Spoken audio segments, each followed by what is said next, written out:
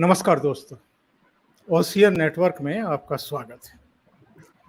बहुत सारी बातें हो रही हैं, बहुत सारी मीटिंग्स हो रही हैं, तमाम तरह के survey, opinion poll, Patna meeting, Bengaluru meeting, अब मुंबई की मीटिंग की तैयारी, कांग्रेस पार्टी में, केजरीवाल में धींगा मुश्ती, दिल्ली में कौन कितनी सीटों पर लड़ेगा, नीतीश कुमार पटना छोड़ करके दिल्ली की दौड़ में लगे हुए हैं।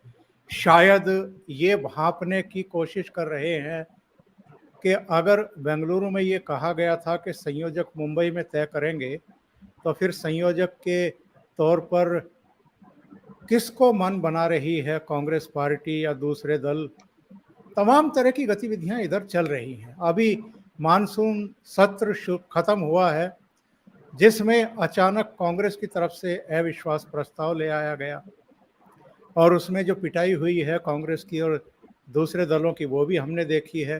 तो संसद के भीतर भी जो फ्लोर मैनेजमेंट करना होता है, संसद के बाहर भी अगर किसी की पिटाई करनी है, अगर किसी को उसकी जगह दिखानी है, या अतीत में अगर भारतीय जनता पार्टी के साथ किसी ने कुछ ऐसा किया है जिसका जवाब देना है, तो वो सारी रणनीतियां कौन तय करता है।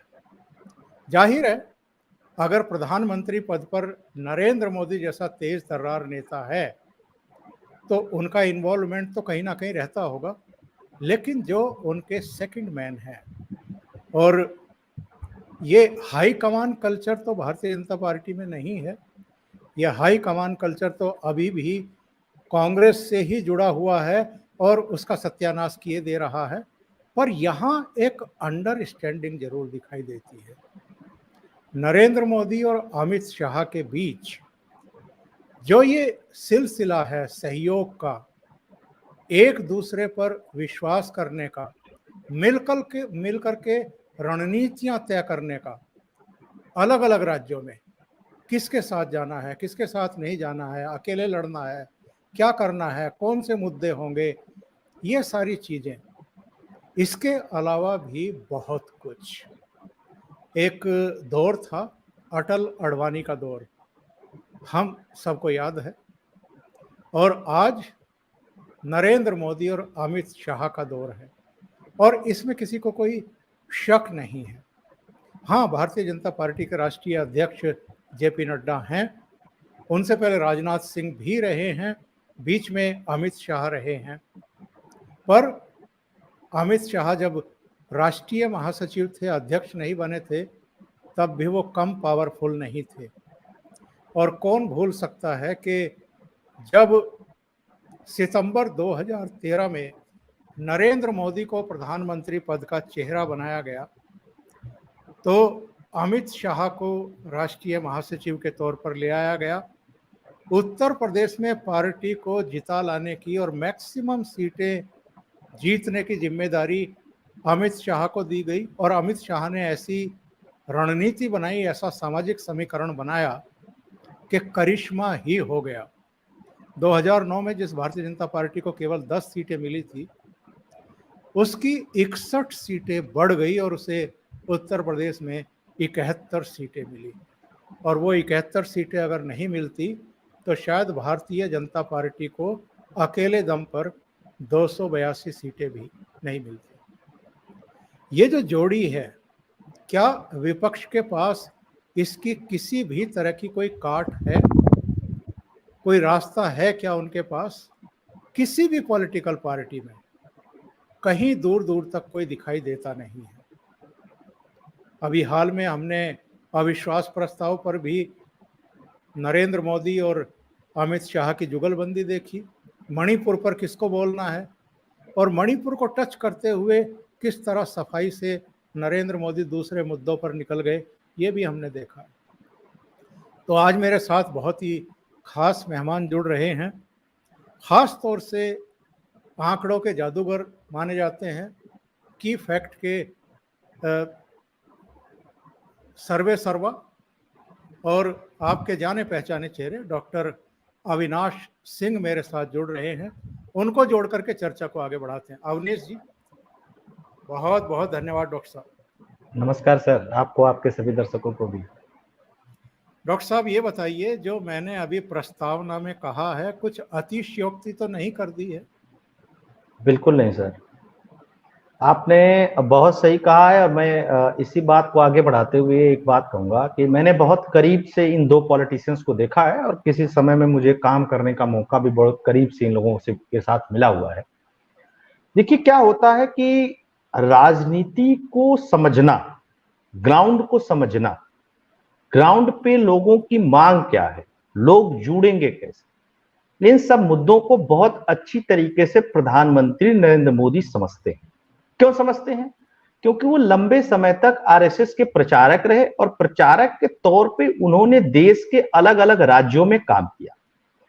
और आजकल के प्रचारकों की बात तो मैं नहीं कहता हूं, लेकिन वो जिस दौर में प्रचारक रहे और जो उनकी समझ रही और जो उन्होंने गेन किया, वो उसका वो सारी कुछ इनके शासन सत्ता में दिखाई देता है। जैसे आप एक मैं थोड़ा सा दूसरे एक चीज पे ध्यान आकर्षित करना चाहूंगा। जब जी जी। नरेंद्र मोदी गांव गांव घूमते थे या रूरल एरिया में जाते थे, तो वो वहां वॉच करते थे कि दो सबसे मेजर प्रॉब्लम है। एक, लोगों के पास रहने को छत नहीं है, और महिलाओं को सम्मान के साथ वो अपने नृत्य क्रिया भी नहीं कर सकते। उन्होंने आते ही ये काम सबसे पहले किया कि सबको मकान मिलेगा, सबको घर मिलेगा प्रायोरिटी बेसिस पे, और एक सम्मानजनक फंड दिया। और शौचालय, आप सोचिए कि 70 साल बाद कोई प्रधानमंत्री अगर लाल किला से यह कहता है कि लोगों को स्वच्छता पे ध्यान देना चाहिए और शौचालय में जाना चाहिए, तो यह भी अपने आप में सोचने की बात है कि उसकी नजर कितनी बारीक है। और वहां पे महिलाओं को जब जोड़ा प्रधानमंत्री नरेंद्र मोदी ने, तो एक बड़ा महिला, अब तक आपने सुना होगा कि मुस्लिम वोट वर्ग, हिंदू वोट वर्ग एक बड़ा वोट वर्ग के तौर पे सुना होगा। उसके बाद आपने जातीय वोट वर्ग, फिर प्रांत के आधार पे वोट वर्ग, ऐसा सुना होगा। नरेंद्र मोदी ने एक महिला वोट वर्ग तैयार किया, और वह वही कर सकता है जो सूक्ष्म रूप से इन सब चीजों को वॉच करता है। चाहे उन्होंने उस मकान को, होता क्या था सर कि आदमियों को जब पैसा मिलता था तो आदमी उड़ा देते थे, उनके खाते में जाता था, तो घर नहीं बनवाते थे। बहुत सारी योजनाएं चलती थी, लोहिया योजना, इंदिरा गांधी आवास योजना, सब चलती थी। इन्होंने क्या किया कि पैसा उनको मत दो, महिलाओं को पैसा दो। महिलाएं घर बनाती हैं, महिलाएं जानती हैं, महिलाएं उड़ाएंगी नहीं, शराब पिएंगी नहीं, तो इन्होंने महिलाओं को पैसा दिया।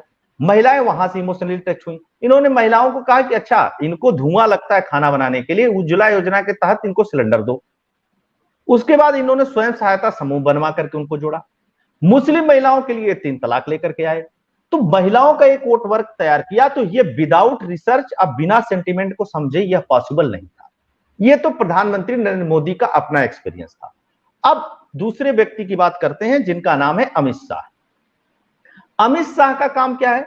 अमित शाह इस देश में आजादी के बाद सोशल इंजीनियरिंग फार्मूले के सबसे बड़े शिल्पकार हैं। आजादी से लेकर के अब तक अमित शाह इतना बड़ा सोशल इंजीनियरिंग का फार्मुलेशन देने वाला कोई भी पॉलिटिशियंस नहीं है। वो बात अलग है कि उनको अंडर एस्टिमेट किया जाता है इस फार्मूले में। कभी जॉर्ज फर्नांडिस का नाम आता था, आप जानते होंगे। कभी मायावती का उत्तर प्रदेश में नाम आया कि मायावती ने सोशल इंजीनियरिंग की, उसमें सतीश चंद्र मिश्रा का नाम आया कि उन्होंने ये सब फार्मूला बनाया। लेकिन उत्तर प्रदेश में अमित शाह ने क्या किया? उनको पता चला कि यादव मतदाता समाजवादी पार्टी को नहीं छोड़ेगा, जाटव अहिरवार हरिजन मतदाता बसपा को नहीं छोड़ेगा, मुस्लिम कांग्रेस सपा बसपा के अलावा कहीं नहीं जाएगा। उन्होंने इतने वोटर को उठा करके साइड में रख दिया, कहा इन पे बाद में बात करेंगे। इन्होंने बड़े मतदाता वर्ग गैर यादव ओबीसी को इकट्ठा किया। उसके बाद जितने सवर्ण मतदाता थे, सामान्य वर्ग के मतदाता थे, उनको इकट्ठा किया, और ऐसा सोशल इंजीनियरिंग, सोशल फार्मूला तैयार किया, सोशल पटल तैयार किया कि उत्तर प्रदेश जैसे पॉलिटिकली रूप से इतने खराब, भाजपा के लिए इतने खराब राज्य में ऐसा परफॉर्मेंस करके दिया जिसकी परिकल्पना कभी नहीं कर सकते थे। और ऐसा नहीं है कि एक बार परफॉर्म कर दिया, झूठ बोल दिया इसलिए परफॉर्म हो गया, कोई वादा कर दिया इसलिए परफॉर्म हो गया। 2014 में परफॉर्म किया, 2017 में परफॉर्म किया, 2019 में परफॉर्म किया, और 2022 में परफॉर्म किया। पटल तैयार करके गए थे नीतीश, अमित शाह। आप इसी तरीके से दूसरे दूसरे प्रदेशों में आप चले जाइए, आप दिल्ली में इनका मैनेजमेंट देख लीजिए। विधानसभा में ठीक है केजरीवाल बहुत बढ़िया परफॉर्मेंस करते हैं, लेकिन जब लोकसभा की बात आती है, जब जहां पे नरेंद्र मोदी और अमित शाह की जोड़ी की बात आती है, वहां पे आप परफॉर्मेंस देख लीजिए। हरियाणा में देख लीजिए, ये लोग जब आए, कभी कोई परिकल्पना नहीं कर सकता था राजनीति में कि गैर जाट मुख्यमंत्री बनेगा हरियाणा में, ये तो सोचना भी पाप था। बिल्कुल। तो ये जो इनकी राजनीति है सोशल इंजीनियरिंग की, इन्होंने ये क्या करते हैं कि जो वर्ग बहुत वाइब्रेंट हो जाता है तो ये क्या करते हैं कि अच्छा इसको छोड़ दो, इसके बाद जितने रेस्ट ऑफ हैं उनको इकट्ठा जोड़ दो। और यही कारण रहा है कि इतना सब कुछ होने के बाद जयंत चौधरी, मायावती, समाजवादी पार्टी इकट्ठा होकर के 2019 के चुनाव में भी उसकी काट नहीं ढूंढ पाए। तो ये इनकी ताकत है, और मैं मानता हूं कि आजादी से लेकर के अब तक सोशल इंजीनियरिंग का इससे बेहतर फार्मूला आपको सर शायद मेरी समझ में मैंने कभी कहीं नहीं देखा है। जी अविनाश जी, मुझे वो घटना याद आती है जब गृह मंत्री पद पर गुजरात में अमित शाह थे। इनके पीछे एक मुठभेड़ कांड की पूंछ लगाई गई, इनको गिरफ्तार कराया गया, इनको जेल में डाल दिया गया, 2 साल तक ये गुजरात से बाहर रखे गए। ये कौन सी मिट्टी के बने हैं, इसके बावजूद धैर्य नहीं खोया इन्होंने। और दूसरी घटना मुझे याद आती है नरेंद्र मोदी की। वो देश के पहले ऐसे मुख्यमंत्री थे जो पद पर रहते हुए 9.5 घंटे तक, अगर मैं गलत नहीं हूं, इससे ज्यादा भी हो सकता है, सुप्रीम कोर्ट के द्वारा गठित की गई एसआईटी ने उनको ड्रिल किया था। और एसआईटी के ही एक अधिकारी ने बाद में खुलासा किया कि हमने उन 9.5 घंटे में नरेंद्र मोदी को ये ऑफर किया कि आप खाना खा सकते हैं, उन्होंने खाना नहीं खाया, पानी और चाय भी नहीं पिया। 9.5 घंटे तक उन्होंने जितने सवाल किए गए उनके धैर्यपूर्वक जवाब दिए गए। आजकल तो अगर नेशनल हेरल्ड केस में पूछताछ के लिए राहुल गांधी को ईडी बुला लेती है या सोनिया गांधी को बुला लेती है, तो ये लोग सड़कों पर हंगामा कर देते हैं, रायता फैलाने की कोशिश करते हैं। लेकिन गुजरात की सड़कों पर ऐसा कुछ नहीं हुआ था जब नरेंद्र मोदी को ड्रिल किया गया था, चीफ मिनिस्टर को ड्रिल किया गया था, और अमित शाह जो गृह मंत्री थे उनको गिरफ्तार कर लिया गया। अमित शाह को भी क्लीन चिट मिली बाद में, और नरेंद्र मोदी को भी मिली। इनके यहाँ तक पहुंचने की वजह यही है, ये दृढ़ता, ये विश्वास, ये संयम और आपा नहीं खोना। बिल्कुल। आप बहुत सारे लोग कहते हैं कि अमित शाह जो है बहुत गुस्से वाले नेचर के हैं। बिल्कुल नहीं, मैं बहुत नजदीक से जानता हूं, इतना नजदीक से जानता हूं सर कि बहुत कम लोग जानते होंगे। एक होता है आप किसी के साथ मीटिंग कर लीजिए या हैंग आउट कर लीजिए, एक होता है आप किसी के साथ काम करिए महीने, 2 महीने, 4 महीने, 6 महीने। तो जब सीएजी हुआ करती थी प्रशांत किशोर की, तो उस समय काम करने का मौका मिला था। मैं गांधीनगर में रहा भी हूं और मैंने चीजें देखी भी हैं, मंथन जैसे मैंने कार्यक्रम भी कराए हैं पूरे देश भर में। आप एक ऐसा नेता बताइए जो एक भी सिंगल पूरे भारत से जो अमित शाह से जाकर के मिला हो और बाहर आकर के कुछ कहा हो, उल्टा सीधा गलत सही कोई भी चीजें। चिराग पासवान मिलते हैं, चिराग पासवान मुरीद हो जाते हैं। ओम प्रकाश राजभर मिलते हैं, ओम प्रकाश राजभर मुरीद हो जाते हैं। ये कहा जाता है कि अगर भाजपा के विरोध में काम करना है तो अगर अमित शाह बुलाए भी तो मत जाना, क्योंकि मिल लोगे तो विरोध में काम नहीं कर पाओगे। आप देखिए एनडीए की मीटिंग होती है, एनडीए की मीटिंग में चिराग पासवान को और उनके चाचा पारस पासवान को, चिराग पासवान पैर छू लेते हैं, वो गले लगा लेते हैं। अदरवाइज कितनी प्रतिद्वंदिता चल रही थी। और चिराग पासवान एक बार भी सबके बारे में बोलते हैं, लेकिन अमित शाह जी के बारे में, नरेंद्र मोदी जी के बारे में कुछ नहीं बोलते हैं। जीतन राम मांझी मिल लेते हैं तो एकदम भक्त हो जाते हैं, कंठी माला लेकर के जपने लगते हैं। क्यों? क्योंकि अमित शाह जब बैठ करके बात करते हैं बंद कमरे में किसी भी गठबंधन के साथी से, किसी भी नेता से, तो वो अभद्रता के साथ नहीं करते हैं, वो पूरा स्पेस देते हैं, पूरी इज्जत देते हैं, पूरा मौका देते हैं। अभी आप क्या देखेंगे कि राहुल गांधी के साथ अगर कोई नेता बात करने जाता है तो राहुल गांधी वहां बॉस बनकर के बात करते हैं, अपने भी नेताओं से, बाहर के नेताओं से। हेमंत बिस्वा शर्मा ने क्या कहा कि हम लोग गए थे मीटिंग में तो उनका कुत्ता आकर के बिस्किट खा रहा था, उसी से कांग्रेसी उठा करके खा रहे थे। मैं इसको मान सकता हूं कि हो सकता है कि उनकी ऐसी मंशा नहीं हो, कुत्ता आ गया और खा लिया हो, लेकिन यह दर्शाता है कि आप कितने सीरियस हैं इस मसले पे। अमित शाह देखते हैं जितने भी नेता हैं सब जाते हैं फोटो खिंचवाते हैं, फोटो खिंचवा करके उसको उस पर डालते हैं। आप चेहरे की भाव भंगिमा एक ही देखेंगे, ऐसे नहीं कि जबरदस्ती इससे मिल रहे हैं। दूसरी चीज कि अमित शाह नरेंद्र मोदी राजनीति को बहुत अच्छे से समझते हैं। वह जानते हैं कि सत्ता में रहेंगे तभी हम कुछ कर पाएंगे, अदरवाइज कुछ नहीं कर पाएंगे। तो जो अटल जी के समय में, आडवाणी जी के समय में और मुरली मनोहर जोशी जी के समय में, अरुण शौरी वगैरह जितने बड़े पॉलिटिशियंस थे, उनके समय में जो Bharatiya Janata party principal, pure principal की पॉलिटिक्स करती थी, उस प्योर प्रिंसिपल की पॉलिटिक्स से कभी पूर्ण बहुमत की सत्ता में नहीं आ पाई।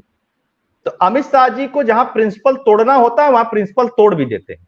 आपको पता है ओम प्रकाश राजभर और योगी आदित्यनाथ जी में पूरा टसल थी, पूरे चुनाव भर उन्होंने क्या क्या नहीं, क्या क्या चीजें नहीं की, लेकिन उन्होंने योगी जी को बोला, मोदी जी ने योगी जी को फोन किया, अमित शाह जी ने योगी जी को फोन किया कि देखिए अब लोकसभा का चुनाव है, उसमें सारी चाक चौबंद करनी है, स्थितियां सब मजबूत रखना है, आप ओम प्रकाश राजभर से आप बोलिए तो मिले। ओम प्रकाश राजभर ने कहा भी कि मैं तो योगी जी से पहले मिला, उसके बाद दिल्ली गया, योगी जी ने मुझको बोला कि जाइए अमित शाह जी आपका इंतजार कर रहे हैं, वहां जाकर के मिलाइए।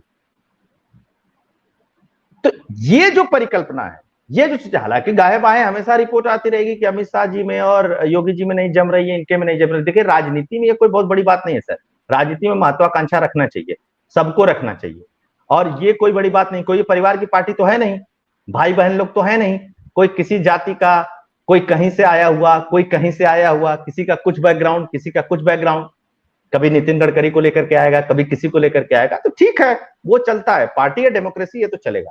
लेकिन अमित शाह और नरेंद्र मोदी की जोड़ी ने ये जो परफॉर्मेंस बेस्ड पॉलिटिक्स में जो परफॉर्मेंस लेकर के आई भाजपा में, इनको पता है संगठन बिल्ड करना है, संगठन बिल्ड करते वक्त एक सोशल इंजीनियरिंग के फार्मूले को स्पेशली ध्यान देना है। आज बिहार में देख लीजिए, मैं आपको गारंटी के साथ बता देता हूं सर, अगर 3 सीट से अधिक अगर नीतीश कुमार जीत जाए तो पूरे बिहार में कुछ भी कर लें, जो मन करना है वो कर लें, नीतीश कुमार के पास कुछ नहीं बचा। क्योंकि नीतीश कुमार ने क्या किया, नीतीश कुमार ने डायरेक्ट पंगा लिया। मोदी जी ने कहा यार 2 बार पंगा ले चुका है, रोज पलटी पुलटी मारता है, इसको खत्म करो। बिहार भाजपा के भी यही मंशा थी।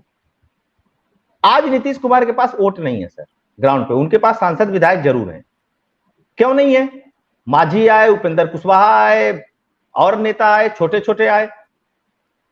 इतना मजबूत होने के बाद, 17 सीट जीतने के बाद बिहार में, आपको लगता है कि कांग्रेस पार्टी ले पाती कि मांझी तुम आ जाओ, चिराग पासवान तुम आ जाओ, ये पार्टी तुम आ जाओ? नहीं, ये लोग लेते। इनको लगता है तो खेल हो गया, अब बस तमाशा। लेकिन ये इस चीज को नहीं मान करके चलते। अभी भी ये लोग जयंत चौधरी के प्रयास में हैं, जयंत चौधरी और इन लोगों के बीच में बातचीत चल रही है। हालांकि अगर इसके पॉपुलराइजेशन के ऊपर देखेंगे, बहुत लोग कहेंगे कि जाट वोट के लिए ऐसा कर रहे हैं, तो ऐसा नहीं है। उन्होंने उपराष्ट्रपति एक जाट बैठा रखा है, वो भी पढ़ा लिखा। तो अब उपराष्ट्रपति से तो बड़ा पद नहीं ना मिलेगा जयंत चौधरी को, चाहे कुछ भी हो जाए। सही बात जी। ये नीतीश कुमार का काम तमाम करने से पहले तो महाराष्ट्र में अमित शाह ने 2019 का बदला चुकाया, और बहुत अच्छे तरीके से चुकाया है। उद्धव ठाकरे भी लगातार ब्लैकमेलिंग ही कर रहे थे, और मुझे तो याद है, आपको बहुत अच्छे तरीके से याद होगा, 2014 में विधानसभा चुनाव साथ लड़े और लोकसभा चुनाव साथ लड़े, और विधानसभा चुनाव से पहले झगड़ा हो गया, दोनों अलग अलग लड़े। भारतीय जनता पार्टी ने बेस्ट परफॉर्मेंस किया, 123 सीटें जीती थी शायद, और शिवसेना ने भी 63 सीटें जीती थी। और 2019 में क्या हुआ, 2014 से 19 तक उद्धव ठाकरे ने केंद्र में भी इनका मंत्री, राज्य सरकार में भी इनके मंत्री, पर सामना में भी और वैसे भी नरेंद्र मोदी के बारे में इन्होंने बहुत अपशब्द कहे। 2019 में फिर साथ लड़े और फिर इन्होंने डिच किया, केवल भारतीय जनता पार्टी को नहीं, अविनाश जी, उस महाराष्ट्र की जनता को भी जिसने भारतीय जनता पार्टी और शिवसेना के गठबंधन को 161 सीटें दी थी। ये जाकर के शरद पवार सोनिया गांधी की गोद में बैठ गए, मुख्यमंत्री बन गए। लेकिन 2-2.5 साल जरूर लगे, पर देवेंद्र फडणवीस के जरिए अमित शाह ने उनको ऐसा झटका दिया, वो अभी तक उबर नहीं पा रहे हैं। उनकी पार्टी भी गई, उनका सिंबल भी गया, उनके 40 एमएलए भी गए, उनके 13 एमपी भी गए, उनकी साख, उनकी सारी लुटिया डूब गई। और जो बाला साहब ठाकरे का एक रुतबा, एक ओरा हुआ करता था महाराष्ट्र में और महाराष्ट्र के बाहर भी, वो भी मटिया मेट हो गया। तो अमित शाह, नरेंद्र मोदी, इनकी जोड़ी ठंडा करके खाती है, सही समय का इंतजार करती है। देखिए, ये पूरे गुजरात के ऊपर ही लागू होता है। लाइटर नोट कहा जाए तो गुजरातियों के बारे में कहा जाता है कि गुजराती लोग मीठा खाते हैं, क्योंकि वो दाल में भी शुगर ऐड करके, चीनी ऐड करके खाते हैं।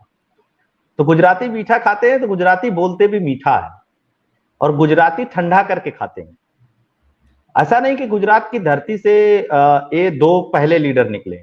आपने देखा होगा कि डिफरेंट ऑफ ओपिनियन है, लेकिन महात्मा गांधी भी उसी धरती से आते थे और सरदार पटेल भी उसी धरती से आते थे। आज नरेंद्र मोदी और अमित शाह भी उसी धरती से आते हैं। तो एक तो जो गुजराती लोगों का डायस्पोरा है इंटरनेशनली, और जो गुजराती है, जो गुजरात में रहते हैं, वो आज से नहीं 1995 से लगातार भारतीय जनता पार्टी के साथ जुड़े हुए, लोकसभा का चुनाव हो और चाहे विधानसभा का चुनाव। नरेंद्र मोदी गुजरात में 1985 से परफॉर्म कर रहे हैं। वहां के पंचायत चुनाव में हो गया, वहां के नगर निगम नगर पालिका का चुनाव हो गया, फिर उसके बाद के चुनाव हो गए। उनके शंकर सिंह वाघेला हो, केशुभाई पटेल हो, इनसे बहुत अच्छे संबंध रहे। उसके बाद जब उनको सत्ता मिली, उसके बाद गोधरा हो गया। गोधरा में एक चीज खप गई नरेंद्र मोदी की, एक ऐसी ताकत थी जो संगठन के रूप में वो काम करते थे। वो बहुत कुशल संगठन करता है, लेकिन गोधरा कांड के बाद उनकी छवि ये हो गई कि वो कट्टर टाइप के व्यक्ति हैं केवल, और गोधरा कांड हो गया इसलिए उनके साथ हिंदू हो गए, ऐसा हो गया वैसा हो गया। ऐसा नहीं है, वह तो एक बड़ा फ्रेम है ही, लेकिन एक फ्रेम ये भी है कि नरेंद्र मोदी एक कुशल संगठन करता है। उसी समय पे अमित शाह भी टच में आते हैं, अमित शाह के साथ ये काम करते हैं। अमित शाह लंबे समय तक लॉयल बने रहते हैं, अभी भी बने हुए। दो चीजें होती है राजनीति में, एक होता है राजनीति में स्वयं की महत्वाकांक्षा अपने पार्टनर से अधिक होना, या अपनी जोड़ी जो है उससे अधिक होना। तीसरी चीजें एक दूसरे पे विश्वास नहीं होना। ऐसा कोई भी घटनाक्रम नहीं हुआ जिसमें अमित शाह ने नरेंद्र मोदी पे और नरेंद्र मोदी जी ने अमित शाह पे विश्वास न किया। अच्छा, ये लोग यही विश्वास नहीं करते हैं। आपको मैं बता दूं सर, पूरा क्या चल रहा था कि मनोज सिन्हा उत्तर प्रदेश में मुख्यमंत्री बन जाएंगे, केशव प्रसाद मौर्य बन जाएंगे, ये बन जाएंगे, वो बन जाएंगे। 2022 के चुनाव से पहले होता कि योगी जी हट जाएंगे, हटने के लिए बुलाया है, ये क्या है वो क्या है। नरेंद्र मोदी आते हैं, एक हाथ पीछे ऐसे रखते हैं और पूरा साफ साफ एक तस्वीर प्रिंट मीडिया में छपती है, इलेक्ट्रॉनिक मीडिया में छपती है, उसकी चर्चा होती है, कहानी खत्म हो जाती है। उनको पता है कि योगी आदित्यनाथ हमारे लिए कितने महत्वपूर्ण हैं। उनको पता है कि देवेंद्र फडणवीस हमारे लिए कितने महत्वपूर्ण हैं। उनको पता है कि नई लीडरशिप कैसे लानी है। हालांकि कहीं कहीं समस्या भी होती है, लेकिन वो नई लीडरशिप के लिए समस्या होती है। जैसे वसुंधरा राजे को हटा करके वो नई लीडरशिप स्टेब्लिश करना चाहते हैं राजस्थान में, क्योंकि उनका एक टारगेट नहीं है कि अभी का चुनाव जीत लिया जाए, उनका ये टारगेट है अगला चुनाव कैसे जीता जाए। इसी तरह येदियुरप्पा को हटा करके वो नई लीडरशिप बिल्ड करना चाहते थे, लेकिन वहां पे नहीं हो पाया। तो ये भी ये नेता काम कर रहे हैं, क्योंकि मोदी जी ने एक चीज कहा कि अब हम लोग अंतिम पड़ाव पे हैं और भाजपा को इस स्थिति में छोड़ करके नहीं जाना है, कुछ डायस्पोरा से बाहर ना निकल पाए। आप सर सोचिए कि अटल जी, आडवाणी जी और मुरली मनोहर जी के बाहर किसी नेता के बारे में कौन सोचता था। ठीक है, वोक थे, प्रमोद महाजन थे, तो उस तरह भाजपा में भी कई सारे वोक लोग हैं। अरुण शौरी थे, ठीक है, बढ़िया विद्वान थे, यशवंत सिन्हा थे, यशवंत सिंह थे, बहुत सारे लोग थे। लेकिन इन तीन जोड़ियों के बाहर की कौन सी लीडरशिप थी जिसके बारे में चर्चा हो, उन्हीं के समकक्ष कोई भी नहीं। आज योगी आदित्यनाथ एक ऐसे नेता हैं जो इनके पैरेलल, इनके समकक्ष जिनकी चर्चा होती है, आज अन्नामलाई एक ऐसे नेता हैं जिनको राजनाथ सिंह कहते हैं कि ये फ्यूचर के प्रधानमंत्री हैं। तो ये भी तो एक नैसर्गिक गुण है। और संगठन के रूप में कौन सा संगठन मंत्री कहां अच्छा काम करेगा, किसको कहां लगाया जाना चाहिए, बूथ लेवल मैनेजमेंट कैसे होना चाहिए, वहां तक बातें कैसे पहुंचना चाहिए, एडवर्टाइजमेंट के माध्यम से अपनी बातें कैसे कहना चाहिए, हम जो काम कर रहे हैं वो बता पा रहे हैं कि नहीं जनता को। क्योंकि अटल बिहारी वाजपेयी जी के हारने का एक बहुत बड़ा कारण था, साइनिंग इंडिया उदय भारत तो था ही, वो एक साइड में कर देते हैं, वो अपने काम को समय समय पे बता नहीं पाए जनता के बीच में जाकर के कि हम ये काम कर रहे हैं, हम ये काम कर रहे हैं। सिर्फ अटल बिहारी वाजपेयी की एक योजना की चर्चा होती है, स्वर्णिम चतुर्भुज योजना की सड़क बनवा दी अटल जी ने, जबकि काम उन्होंने बहुत सारे किए नेशनली इंटरनेशनली। इस सरकार में ऐसा नहीं है, पता है 140 करोड़ का देश है, हम कुछ कर रहे हैं तो वो लोगों तक जाना चाहिए, और वो जाता है उनके पास। जी, लाल किले से प्रधानमंत्री ने एक जो उनकी एक आदत है कि आपने हमारी सरकार फॉर्म की, हमने रिफॉर्म किए, परफॉर्म किया और ट्रांसफॉर्म किया। अभी आपने जिक्र किया है योगी आदित्यनाथ का, और नौकरशाह से राजनेता बने अन्नामलाई का। एक और नाम है हिमंता बिस्वा शर्मा। हाँ बिल्कुल, जो शायद अपने को तैयार कर रहे हैं, और प्रधानमंत्री भी और गृह मंत्री भी इन सबको तैयार भी कर रहे हैं। ठीक बात। क्या हम ये मान लें कि भारतीय जनता पार्टी में तो ये ट्रांसफॉर्म हो रहा है, एक पीढ़ी दूसरे पीढ़ी के लिए रास्ते खाली कर रही है, जगह खाली कर रही है, उनको तैयार कर रही है, उनकी ट्रेनिंग कर रही है, ये बाकी के दलों में कहीं आपको दिखाई देता ही नहीं है। आपको कहां से सर दिखाई देगा? एक मायावती की पार्टी थी जिनमें कहा जाता था कि परिवारवाद नहीं है, लेकिन आज देखिए उनके भतीजे, उनके भाई और उनके भतीजे के ससुर, इन सारे लोगों को जिम्मेदारी मायावती ने दे दी है। यही कांसीराम जब DS4 बनाए थे, सवर्णों को गाली देते थे, ये सारी बातें करते थे, उस समय वो कहते थे कि मैं परिवारवाद के खिलाफ हूं। और कांसीराम ने अपने परिवार में किसी को पार्टी नहीं दिया, हालांकि उनके और नहीं कोई थे, लेकिन वो भी अपने भतीजे को और किसी को पार्टी दे सकते थे या उसमें देख सकते थे। उन्होंने मायावती को चुना। लेकिन मायावती इतने दिन की राजनीति के बाद भी, इतना सारा कुछ करने के बाद भी, इतना पॉपुलर लीडर, दलितों के रूप में तो मायावती इतना पॉपुलर लीडर आज भी कोई नहीं है किसी पार्टी के पास जो पैन इंडिया पॉपुलर हो। मायावती नहीं उस मुंह से निकल पाई। मुलायम सिंह यादव धरती पुत्र हैं, ये हैं वो हैं, इमरजेंसी के नेता हैं, सोशलिस्ट हैं, सब कुछ हैं, लेकिन पुत्र मुंह से नहीं निकल पाए। इवन अपने भाई को नहीं दे पाए उत्तर प्रदेश की कमान। नीतीश के पास ऑप्शन नहीं है, नीतीश के पास ऑप्शन नहीं है तो पार्टी खत्म है, क्योंकि उनका बेटा राजनीति में आना नहीं चाहता और जमती भी नहीं है उनकी। लालू प्रसाद यादव सोशलिस्ट हैं, समाजवादी हैं, ये हैं वो हैं, समता मूलक समाज बनाएंगे, ऐसा समाज बनाएंगे, अंत में वो भी अपने बेटे पे आकर के टिक गए। बाला साहब ठाकरे हिंदू हृदय सम्राट, सारी चीजें हैं, बेटा कैपेबल नहीं था, भतीजा कैपेबल था, लेकिन भतीजे को नहीं दे पाए पार्टी। भाई उद्धव ठाकरे से अधिक कैपेबल तो राज ठाकरे था, राज ठाकरे को नहीं दे पाए ना पुत्र मुंह में। बाला साहब का मैं बहुत सम्मान करता हूं, वो राजनीति में आए भी नहीं कभी, उन्होंने कभी कोई पद भी नहीं लिया, उनके परिवार से भी कोई पद नहीं लिया, वो मुख्यमंत्री के लिए लालायित नहीं थे, लेकिन अंत समय में पार्टी तो बेटे के हाथ में ही गई। इसी तरह शरद पवार हैं, शरद पवार अजीत पवार को दे सकते थे, अजीत पवार एक वाइब्रेंट लीडर थे उनकी पार्टी में, लेकिन वो भी अंत में कहां आकर के टिके। फाइनेंस के लिए उनको प्रफुल्ल पटेल को देना पड़ा, कमान देनी पड़ी, और उधर बेटी के लिए रास्ता साफ करना पड़ा। करुणानिधि, तमिलनाडु प्राइड, तमिलनाडु का आंदोलन, मोमेंट, हिंदी विरोधी आंदोलन और पेरियार से प्रभावित और दुनिया भर की चीजों से प्रभावित, अंत में कहां गए? स्टालिन के पास ही गए। स्टालिन कहां जा रहे हैं? अपने बेटे के पास जा रहे हैं। तो इस तरीके की राजनीति में आप भाजपा की राजनीति से कैसे प्रभावित करोगे? हालांकि एक आरोप लोगों का लगता है, मैं उस आरोप से सहमत नहीं हूं कि भाजपा में भी तो परिवारवाद है। नहीं भाई साहब, परिवारवाद सर उसको कहते हैं कि आप ओसीएन नेटवर्क चला रहे हैं, आपका बेटा आगे ओसीएन नेटवर्क चलाएगा। अब ऐसे थोड़ी ना मना कर देंगे वो ओसीएन नेटवर्क को कोई वीडियो नहीं डाल सकता है, वो परिवारवाद नहीं है। लेकिन मुखिया बनकर के वही बैठेगा, राष्ट्रीय अध्यक्ष वही होगा, मुख्यमंत्री घोषित वही होगा। ऐसा तो नहीं भाजपा में। राजनाथ उत्तर प्रदेश के मुख्यमंत्री रहे, राजनाथ का बेटा तो मंत्री भी नहीं बना। उत्तर प्रदेश में बताइए कोई मुख्यमंत्री रहा हो और उसका बेटा राजनीति में हो और 2-2 बार का विधायक हो और सर्वाधिक वोट से जीता हुआ विधायक हो, थोड़े बहुत वोट से नहीं, टॉप में जीता हुआ विधायक हो और वो मंत्री ना बने। राजनीति में बहिष्कृत नहीं कर सकते हैं, लेकिन अखिलेश यादव के पास कौन सा गुण है कि वही मुख्यमंत्री बनेंगे? क्या उनके पार्टी में और अच्छे नेता नहीं है? उनके घर में तो सबसे अच्छा धर्मेंद्र यादव नेता है, सबसे अच्छा पॉलिटिशियन। अखिलेश से ज्यादा अनुभव उसके पास, अखिलेश से ज्यादा रोड पे चलने वाला, उसको तो नहीं बताया आपने। और चाचा मुलायम सिंह यादव के साथ ठीक वही थे जो आज के डेट में अमित शाह के साथ है। जैसे मोदी जी के पीछे अमित शाह खड़े हैं, उसी तरह मुलायम सिंह यादव के पीछे शिवपाल यादव खड़े रहे हैं हमेशा। और शिवपाल यादव ने कभी नेताजी की बुराई नहीं की है, कभी भी, एक सिंगल टाइम। लेकिन उनको नहीं मिली सत्ता अंत में।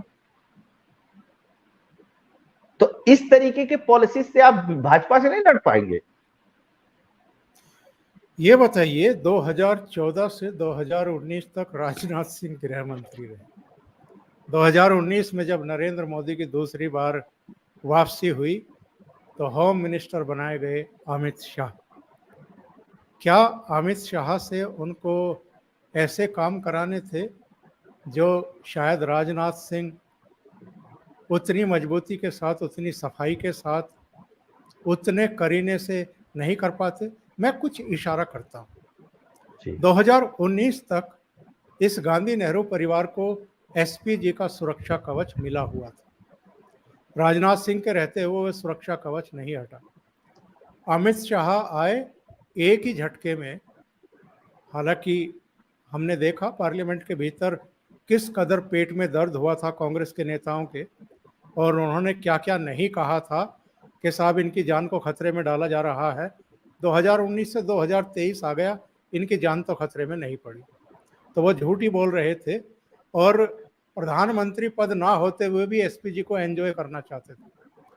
इसके अलावा जम्मू कश्मीर से 370-35 से हटाना, बहुत सारे ऐसे विधेयक, एनआईए को ताकत देना, 3 तलाक विरोधी कानून लेकर के आना, तमाम तरह की हम गिना सकते हैं जो अमित शाह के हाथों ही सदन में पेश भी हुए, पास भी हुए। फ्लोर मैनेजमेंट ठीक है, लोकसभा में आप 2014 में भी 282 सीटें अकेले भारतीय जनता पार्टी की थी, कहीं कोई दिक्कत नहीं थी। 2019 में भी 303 सीटें थी, कहीं कोई दिक्कत नहीं थी। पर राज्यसभा में कम सीटें होने के बावजूद राष्ट्रहित का कोई भी महत्वपूर्ण बिल गिरने नहीं दिया उन्होंने। देखिए सर, मैं एक चीज मैं आपको बताता हूं इसके पीछे का रीजन। भारतीय जनता पार्टी के पास राजनाथ सिंह एकमात्र ऐसे लीडर हैं जो किसी भी पार्टी के किसी भी नेता से बात कर सकते हैं, किसी भी पार्टी के किसी भी नेता से। अगर ये काम मोदी जी राजनाथ सिंह के हाथों करवा देते तो जो पार्टी पॉलिटिक्स मैनेजमेंट है, जो विरोधी पार्टियों का मैनेजमेंट है, वो नहीं हो पाता। आपको मैं बता दूं कि 370 जो हटी, उसके जितने डॉक्यूमेंट तैयार किए गए, मतलब आप समझिए सर 3,500-4 हजार पन्ने के डॉक्यूमेंट्स हैं, वो सारा कुछ राजनाथ सिंह के समय पर तैयार हुआ था। आप अगर ध्यान देंगे तो जितने कम टेन्योर में 370 हट गया, उतने में तो कोई परिकल्पना ही नहीं कर सकता है, कागज ही नहीं तैयार हो सकते हैं। हुआ सब उनके समय पे। लेकिन अच्छा, अमित शाह जी का क्या है कि अमित शाह जी का, मुझको नहीं लगता कि अमित शाह जी को अगर कोई मुख्यमंत्री ना हो तो उसके अलावा कांग्रेस पार्टी का कोई लीडर डायरेक्ट फोन कर सकता है, या उसके पास मोबाइल नंबर भी हो, या अमित शाह उसको डायरेक्ट फोन कर सके। ऐसी स्थिति बची नहीं थी। इनको लगा कि अमित शाह को यहां लेकर के, फिर बीच में लोगों को लगा कि राजनाथ सिंह को इसलिए हटा दिया क्योंकि राजनाथ सिंह से जमती नहीं है, बनती नहीं। अरे भैया, रक्षा मंत्रालय कम महत्वपूर्ण पद है? बिल्कुल। आज रक्षा में इतनी बड़ी बड़ी डीलें हो रही हैं, आज इतनी बड़ी बड़ी चीजें हो रही हैं, विदेश मंत्रालय सर कम महत्वपूर्ण है? आप सोचिए कि एस जयशंकर कितने पॉपुलर हैं, भारत छोड़ दीजिए विदेशों में कितने पॉपुलर हैं, तो परफॉर्मेंस बेस्ड। आज राजनाथ सिंह को हटाने का सबसे बड़ा ये रीजन नहीं था कि राजनाथ सिंह नॉन परफॉर्मिंग थे। राजनाथ सिंह ने ही प्रस्ताव दिया था नरेंद्र मोदी को गोवा में कि इनको प्रधानमंत्री का कैंडिडेट बनाया जाए। उन्हीं के राष्ट्रीय अध्यक्ष रहते हुए प्रधानमंत्री के कैंडिडेट बने थे। तो राजनाथ और मोदी में कोई टसल नहीं है। अभी भी आप देखेंगे बॉडी लैंग्वेज इनकी, जैसे जिस तरीके से बैठ करके बात करते हैं, राजनीति से मतलब उस कमरे से बाहर आम पब्लिक में चाहे जो अवधारणा, इनको लगा कि राजनाथ एक व्यक्ति तो बचा के रखो ना भाई, जो कभी जरूरत पड़े तो दूसरे से बात भी कर सके। अब जैसे जब संसद नहीं चल रही थी अभी वाले मुद्दे पे, मणिपुर पे, तो खड़गे को किसने फोन किया? मोदी जी ने नहीं, अमित शाह जी ने नहीं, जेपी नड्डा ने नहीं, राजनाथ सिंह ने फोन किया। तो राजनीति में यह भी ब्यूटी होनी चाहिए कि आप किसको बचा के रखते हैं और किसको खर्च करते हैं। किसको खर्च करने की जरूरत है, किसको बचा के जरूरत है। जैसे उल जलूल बयान दिलवाने हैं, कुछ इस तरीके के बयान दिलवाने हैं, तो उसके लिए उत्तर प्रदेश में ब्रजेश पाठक और केशव प्रसाद मौर्य फिट है। योगी आदित्यनाथ जी से आप नहीं दिलवा सकते। वो इसलिए फिट है, नरोत्तम मिश्रा है, वो फिट है। जैसे ये परसेप्शनल पॉलिटिक्स में कुछ चीजें होती हैं जिनको बचा के रखा जाता है। तो राजनाथ सिंह को मोदी जी बचा के रखे हुए। और आज डिफेंस में जितनी भी बातें हो रही हैं, राफेल आ रहा है, राफेल लाने कौन गया था? राफेल पे पूजा कौन किया जाके? राफेल पे चढ़ के उड़ाया कौन? सब तो परिदृश्य दिख रहा है ना सर। इतने बड़े बड़े रक्षा उपकरण आ रहे हैं, वहां पे इतना बड़ा हेलीकॉप्टर की फैक्ट्री का उद्घाटन हो रहा है तो वो राजनाथ सिंह जी का ही डिपार्टमेंट। पायलट गन चलवा दिया अपने गृह मंत्री रहते हुए। जो आधारशिला इन्होंने माओवादियों के लिए रखा था, उसी पे आगे चल करके अमित शाह जी ने सफलता पाई। यह भी चीज था। हाँ, एक चीज था कि वो कहते थे कि भाई इस चीज की कड़ी निंदा करता हूं, तो लोगों ने नाम रख दिया था, ये तो कुछ करते नहीं भैया, ये तो कड़ी निंदा करते हैं। एक नॉर्मल परसेप्शन बना हुआ था। अमित शाह के बारे में परसेप्शन नहीं था। अमित शाह के बारे में परसेप्शन था कि अमित शाह मतलब मोदी, मोदी मतलब अमित शाह। तो हुआ क्या उस परसेप्शन में ये हुआ कि जितने ऐसे काम है वो सब इनके रिजिम में करवाओ, और जो काम नहीं भी है इनके बस के, मतलब इनके डिपार्टमेंट के, वो भी करवाओ। इसलिए उनको चुना गया था और बहुत ठीक टाइमिंग पे चुना। देखो मोदी जी की पॉलिटिक्स टाइमिंग की पॉलिटिक्स है सर, और टाइमिंग में पॉलिटिक्स करते हैं। उसको समझना ये विपक्ष के बस के बाहर की बात है। ये दिन भर गाली दे करके आप थोड़ी राजनीति कर सकते हो केवल। जी। और ये जो विपक्ष, वो एक गाना है ना, उसमें मदर इंडिया में था कि ढूंढू रे सावरिया, नगरी नगरी द्वारे द्वारे ढूंढू रे सावरिया। ये जो प्रधानमंत्री पद की मृग तृष्णा है, कई लोग हैं जो चेहरा बनना चाहते हैं और वो ढूंढ जो है इनकी अभी कामयाब हो नहीं पा रही है, और इधर जूतों में दाल बटने शुरू भी हो चुके हैं। तो ऐसे में क्या ये नरेंद्र मोदी और अमित शाह की जो जोड़ी है, इससे किसी भी तरीके से पार पा पाएंगे क्या अविनाश जी? और अब तो एक नाम आपने योगी आदित्यनाथ का भी ले लिया है, तो योगी आदित्यनाथ भी एक तिकड़ी तो बना ही रहे हैं इनके साथ मिलकर के। बहुत बेहतरीन। देखिए योगी आदित्यनाथ जी उतने ही पॉपुलर हैं इस देश में जितने प्रधानमंत्री नरेंद्र मोदी जी पॉपुलर हैं। वो मुख्यमंत्री के तौर पे पॉपुलर हैं। किसी जमाने में मोदी जी भी मुख्यमंत्री के तौर पे पॉपुलर थे। प्रधानमंत्री होने की वजह से नरेंद्र मोदी जी का जो एरिया होता है वो बड़ा हो जाता है। वैश्विक परिदृश्य में भी वो छाए रहते हैं। G20 हो रहा है उसमें भी छाए रहेंगे, यूएन में भी जाएंगे, भाषण देंगे, छाए रहेंगे। अमेरिका में हाउडी मोदी हो जाएगा, ऑस्ट्रेलिया में प्रधानमंत्री कहेंगे कि मोदी जी बॉस हैं सबके, तो वो एक बड़ी लकीर हो जाती है।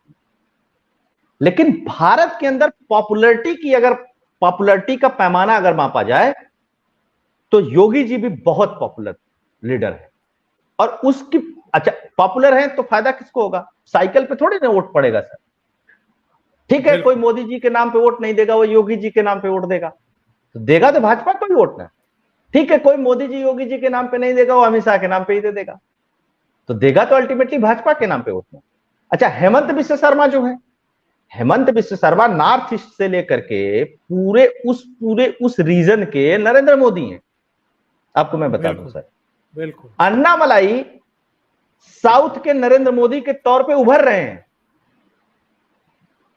और गुजरात, महाराष्ट्र, राजस्थान, उत्तर प्रदेश, इस एरिया में तो अपने हैं ही नरेंद्र मोदी। और योगी जी इन सब कड़ियों के बीच में हर राज्य में पॉपुलर है, क्योंकि देखिए नाथ पंथ के अनुयायी हैं, नाथ पंथ के महंत हैं, और नाथ पंथ के 10 करोड़ फॉलोअर पूरे विश्व में फैले हुए।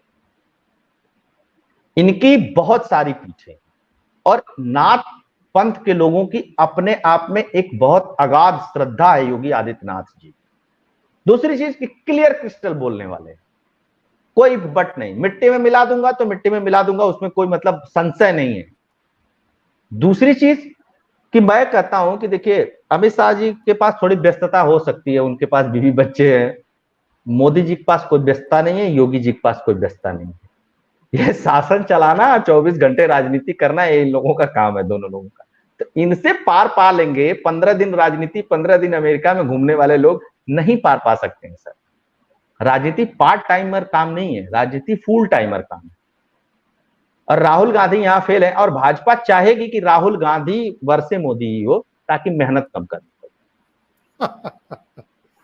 किसी को गालियां दे करके कोई प्रधानमंत्री आज तक बना नहीं है। अविनाश जी, बहुत बहुत धन्यवाद आपका जुड़ने के लिए और ओशियन नेटवर्क के लिए इतना समय निकालने के लिए। बहुत धन्यवाद बहुत सर। नमस्कार।